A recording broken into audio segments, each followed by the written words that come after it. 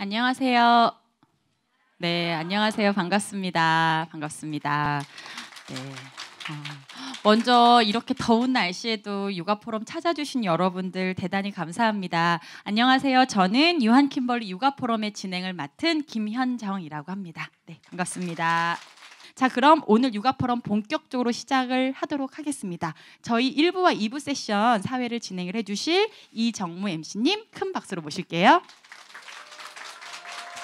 네, 감사합니다. 네, 아유 감사합니다. 오늘 네, 박수를 너무 많이 보내주셔가지고 네, 진심으로 감사 말씀드립니다. 꼭 짠 것처럼 네, 감사합니다. 인사하겠습니다. 이 자리를 찾아주셔서 진심으로 감사합니다. 유한 킴벌리 육아 포럼 진행을 맡게 된 MC 이정무입니다. 반갑습니다. 요즘 같은 날씨에 딱 맞는 주제가 있습니다. 바로 어떤 걸까요?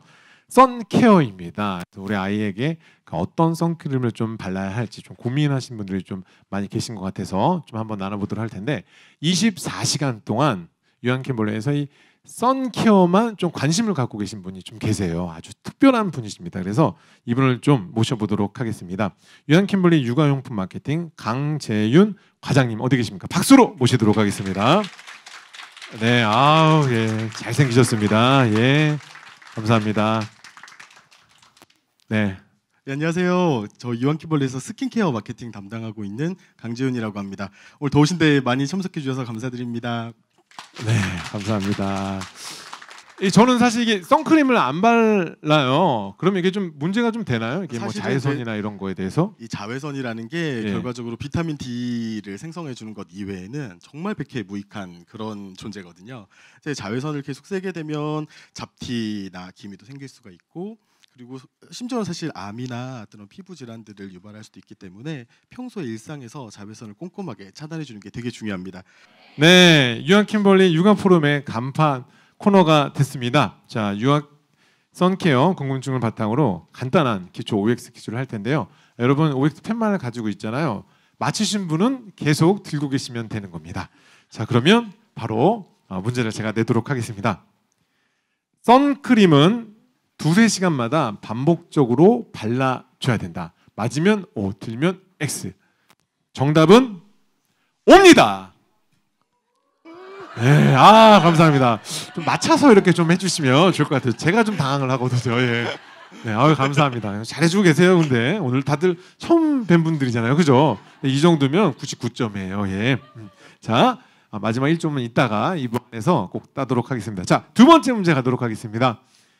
5개월 아기도 외출 시 선크림을 발라야 한다. 맞으면 O, 틀리면 S. 하나, 둘, 셋. 답 들어오세요.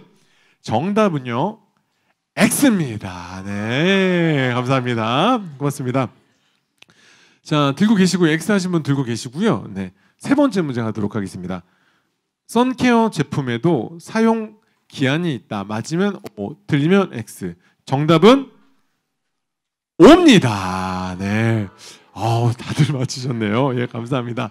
자, 이제 마지막 문제 가도록 하겠습니다. 이번 문제는 조금 어려울 거예요. 유아용 선 로션은 세안하지 않아도 된다. 맞으면 O, 틀리면 X. 하나, 둘, 셋. 답 들어주세요. 정답은 X입니다.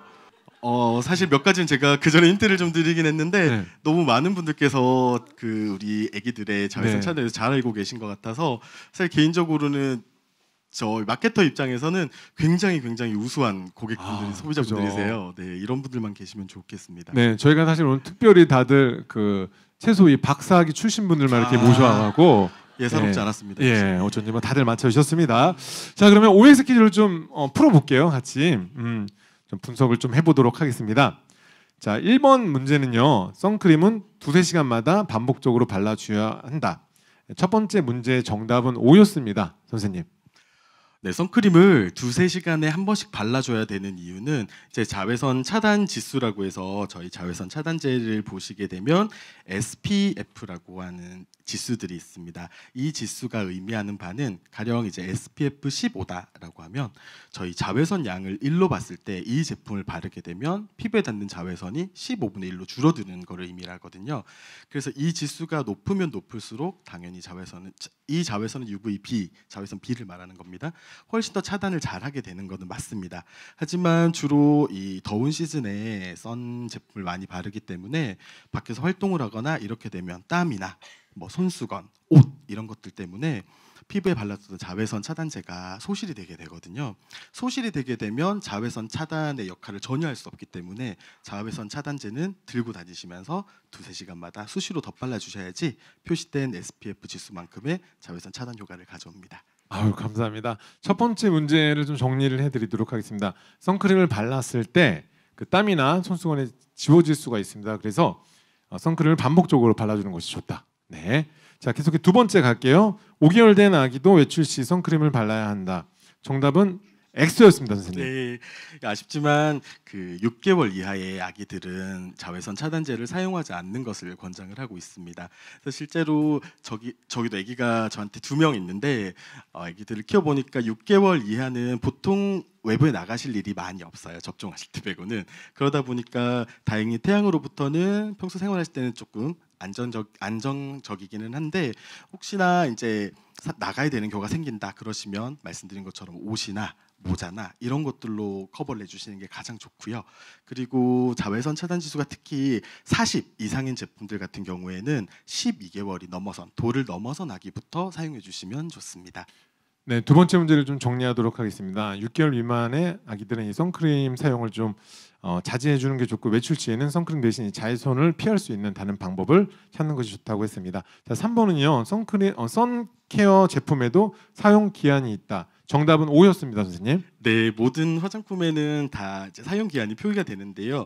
선크림 같은 경우도 보통 제품의 후면이나 아니면 전면 상단부, 하단부를 살펴보시게 되면 경우에 따라 제조일자와 사용 기한이 함께 표기되는 경우가 있습니다. 그래서 지금 제가 들고 있는 샘플 같은 경우에는 보시면 숫자가 180321 OACT라고 적혀 있고 밑에는 2020 0320까지라고 적혀 있습니다. 근데 이런 숫자들이 의미하는 바는 윗단의 그 6자리 숫자는 제조년월일을 의미하는 거거든요. 그래서 이 제품은 2018년 3월 21일에 제조된 제품이고 이 제품의 사용 기한은 24개월 후인 2020년 3월 21일까지를 의미하는 겁니다. 그래서 실제 개봉을 하지 않았더라도 제품 같은 경우에는 사용 기한 내에 있는 제품인지를 꼭 확인을 하셔야 되고요. 오픈을 해서 사용하시는 제품일 경우에도 사용 전에 반드시 이 내용물의 색깔이 변했거나 아니면 조금 불쾌한 냄새가 난다거나 아니면 평소에 발랐던 제형이랑 조금 다른 것 같다라는 생각이 드시면 사용하지 않으셔야 됩니다. 이 부분은 꼭 기억해 주셨으면 좋겠습니다. 네, 감사합니다. 자, 4번은요. 유아용 선로션은 세안하지 않아도 된다. 정답이 X였습니다. 네, 저희가 기본적으로 그 기능성 화장품인 자외선 차단제 같은 경우에는 자외선 차단제 피부를 자외선으로부터 보호하기 위해서 이런 미네랄 필터라던가 또는 유기 필터라는 성분을 사용을 하게 되는데요. 이런 성분들은 사실 피부에 계속 남아 있게 된다면 모공을 막을 수도 있고 또 그로 인해서 피부 트러블들이 발생을 할 수가 있습니다. 이건 아기들이나 어린이들이나 어른들도 모두 공통사항이거든요. 그래서 자외선 차단제를 사용하시고 난 뒤에는 돌아오시면 저희 제품 그린핑거 워시라던가 그린핑거 핸드소프, 그린핑거 비누로 세안을 해주시면 베스트고요. 사실 아까 한 번 더 말씀을 드리긴 했는데 가장 좋은 방법은 돌아오셔서 이렇게 클렌징 워터나 또는 뭐 여러 가지들이 있어요. 요즘에는요. 이렇게 닦아낼 수 있는 그런 물리적 세안을 먼저 한번 해주시고 그 다음에 비누나 이런 워시들을 통해서 물로 세안을 한번 해주시게 되면 남김없이 말끔하게 그 자외선 차단제 성분들이 없어지는 것을 보실 수가 있습니다. 그럼 클렌징 워터라고 말씀하셨는데 이건 네. 어떻게 사용하는 건가요? 이게 클렌징 워터가 아마 보셨던 분들도 계시고 안 보셨던 분들도 계시는데 실제로 이 클렌징 워터라는 거는 피부에 있는 그런 노폐물이나 이물질들을 제거하기 위해서 만들어진 워터인데요. 네, 영상으로 보실 수 있네요. 네, 참 좋네요. 네, 메이크업 리무버와 오픈 방법, 사용 방법이 거의 똑같다고 보시면 됩니다. 돌려서 화장솜 또는 티슈를 대고 펌핑을 해서 클렌징 티슈를 묻힌 뒤에 이 클렌징 티슈로 얼굴이나 팔 그리고 사실은 이 제품 같은 경우에는 아기들의 리프레시를 위해서 기저귀 교환하실 때 엉덩이 한번 닦아주셔도 되게 애기들도 그 피부에 있는 노폐물도 없어지고 상쾌함을 느낄 수 있거든요. 그래서 같이 사용할 수 있는 제품이고요. 연중 사용하실 수 있는 제품이라고 보시면 됩니다. 네, 감사합니다. 자, 그러면 이 선크림을 여름에만 사용해야 되나요? 사실 선크림을 여름에만 써야 된다라는 건 저희들의 더운 날씨니까 당연히 이제 옳은 생각인 것 같은데 선크림은 오히려 이제 겨울 동안에 이렇게 외출도 적고 이래서 피부가 태양에 강하게 노출되지 않은 그런 시즌이 지나고 난 봄이 되면 갑자기 이제 그 야외 활동도 많아지고 햇빛에 노출이 되게 되면 이 연약해졌던 피부가 자외선에 더 쉽게 상처를 받게 됩니다. 그래서 사실은 봄철부터 여름 그리고 이제 늦더위가 있는 가을까지 꾸준히 사용해 주시면 좋고요. 선진국에서는 사실 4계절 내내 이제 그 자외선 차단제를 사용하고 있는데 저희도 이제 선진국이기 때문에 자외선 차단제는 4개월 내내 사용하시는 필수품으로 그렇게 좀 생각을 해주셨으면 좋겠습니다. 네, 감사합니다. 이제 날씨가 좀 이제 더워질 텐데요. 이 물놀이를 가거나 장기 계획을 좀 많이 세우는데 그래도 좀 이 아기의 피부 건강을 위해서 좀 선크림을 체크하시는 것도 좋을 것 같습니다. 네.